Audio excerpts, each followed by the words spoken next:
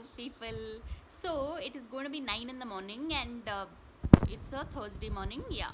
No, the thing is, like of late, I've been trying to include a lot of, like, I've been doing. Yesterday, I read 3 palms for palmistry.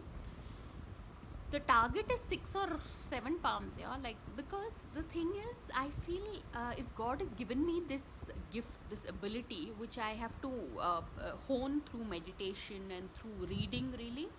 So I think it's a good thing to help more people, and that's what, if you have enough with you, then you could give also to the world, like, in fact, that is the thing, that service, right? For, I mean, like, even when you earn, you are able to give it to your family, to your parents, to society also. Yeah, you can give back in so many ways. So that's my whole thing. It's good to work hard and at the same time get all these other things in place. See, I'm had my bath, but that's what I yoga and all of that has to be done. But my class is important and I need to revise my notes.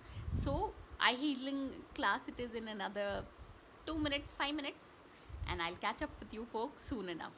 So on that note, thanks for watching and please subscribe.